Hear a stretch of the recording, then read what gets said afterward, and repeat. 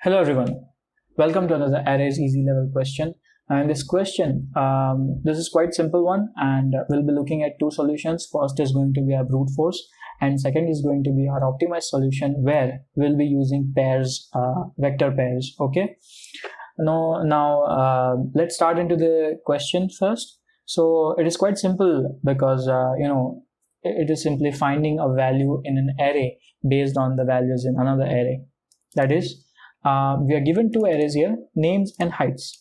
Okay, and now we have to sort our names array based on the descending order of our heights. That is, the maximum height, the name with the maximum that corresponds with the maximum height, that is going to be the first. Second maximum height is going to be second, and so on.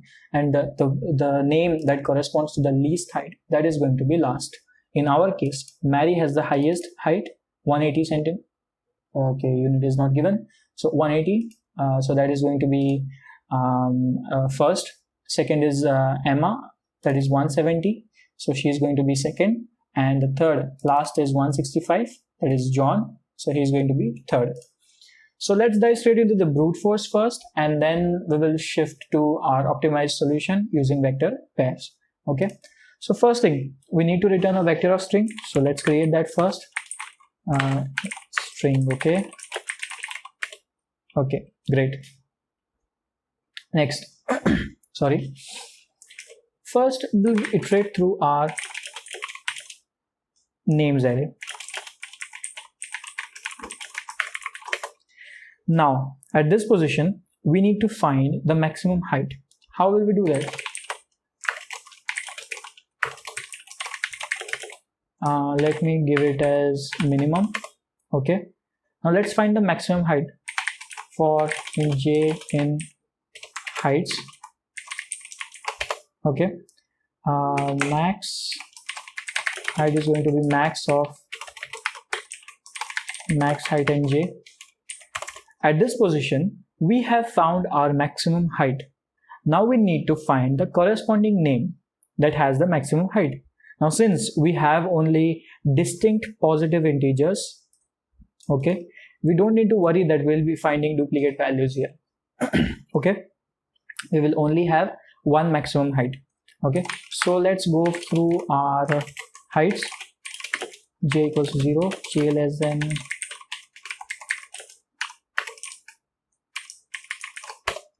okay. Here we will check if first let me, it is size. I keep on using the Java functions. Height at j, if that is equals to our maximum height, okay, we are going to do two things. First, we will reassign the value of heights to any negative value. Okay, because if we don't do this, if we don't change this value, at every point it will find the same maximum height, and we don't want that to happen. Okay, so what I will do is heights of j, that is going to be -1, and later on I will add into my vector what, the corresponding name. Okay, and simply I'll return result. Before this, once I've found this value, I'll break from this loop, because there's no point of going through all the values after finding our answer, right?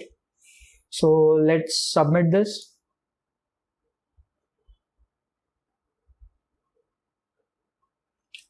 Naming error again.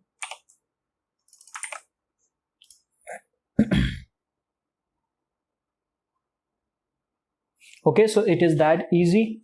But if you will see here, we have our runtime 187 ms, which is very slow. Okay, so let's jump into our optimized solution. We'll need our vector result. We don't want this costly part. Okay, now before our vector result, okay, we will need our vector pair, which will help us to find our values or result. Okay, so let's create that. Okay, vector pair int string. Let me call this as temp. Okay, now we need to add values in our vector, right? So let me add all the values. For int I equals 0, I less than, and okay, temp dot pushback. Now since we are adding a pair, we need to add it in curly braces. Our first value is going to be heights of I, second value is going to be our names of I. Okay, now this is a little bit tricky part. Okay, now what we'll do is we will sort our heights array. Okay, not in ascending order but in descending order.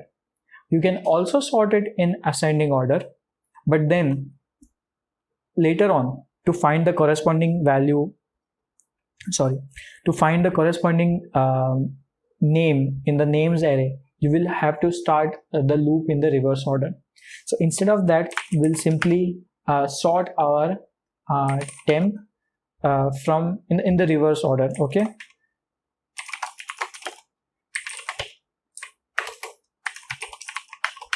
okay, now that our temp array is sorted in reverse order, in descending order. Okay, let me go through now. Okay, our array is ready. Is it correct?